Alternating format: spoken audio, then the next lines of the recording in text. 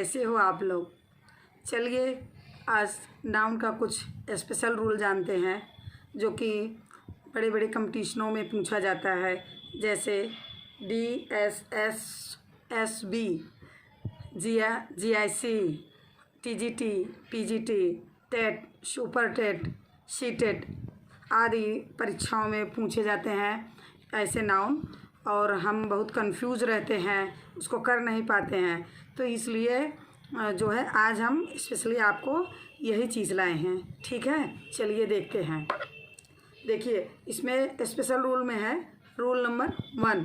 कुछ नाउन्स ऐसे होते हैं, समझ रहे हैं, कुछ नाउन्स ऐसे होते हैं जो प्लूरल ही होते हैं और हमेशा प्लूरल वर्ब लेते हैं।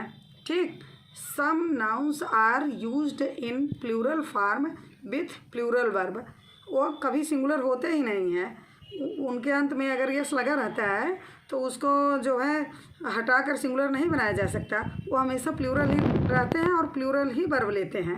देखिए कुछ नाउन्स का प्रयोग हमेशा प्लूरल फॉर्म में ही रहता है, इनके साथ प्लूरल वर्ब का ही प्रयोग होता है। इनके अंत में लगा यस को हटाकर इनको सिंगुलर नहीं बनाया जा सकता। जैसे हम ले लेते हैं नेम ऑफ ड्रेसेस, जैसे पैंट्स जो होता है वो हमेशा प्लूरल ही लिखा जाता है। पैंट्स, ट्राउजर्स, जीन्स, ब्रीचेस मतलब होता है यहाँ जंघिया।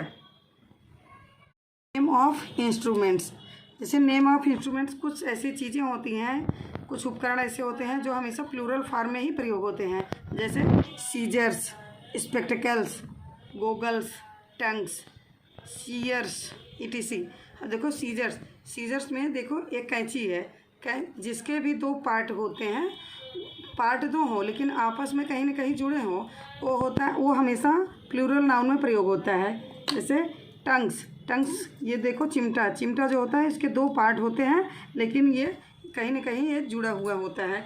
और स्पेक्टिकल्स के देखो दो पार्ट होते हैं लेकिन जुड़े होते हैं। इतने से पहचान जाओगे कि जिस इंस्ट्रूमेंट के दो पार्ट होते हैं या जिस ड्रेसेस के दो पार्ट होते हैं वो आपस में कहीं न कहीं जुड़े होते हैं, तो वो हमेशा प्लूरल नाउन होते हैं, और प्लूरल जब रहेंगे तो वर्ब भी प्लूरल ही लेंगे। ठीक है, अदर नाउन्स हैं, अदर नाउन्स में देखिए कुछ और भी वर्ड होते हैं जो हमेशा प्लूरल फॉर्म में रहते हैं, और उसमें से यस निकाल कर यस हटाकर उसको कभी सिंगुलर नहीं बनाया जा सकता, वो हमेशा प्लूरल फॉर्म में ही रहते हैं। जैसे है congratulations, thanks, savings, vegetables, valuables, regards, remains etc।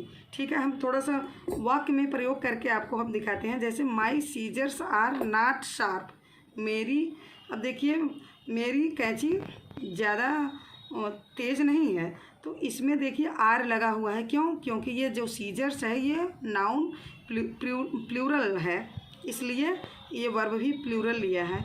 ये माई स्पेक्टिकल्स आर वेरी कॉस्टली, अब यहाँ आर लगा है, इज नहीं लगा है। क्योंकि ये प्लूरल फॉर्म में है। Orders for his transfer have been issued, ये ऑर्डर्स जो है ये भी नाउन है और ये प्लूरल फॉर्म है, इसलिए यहाँ हैव बीन लगा है, हैव लगा है। ठीक है।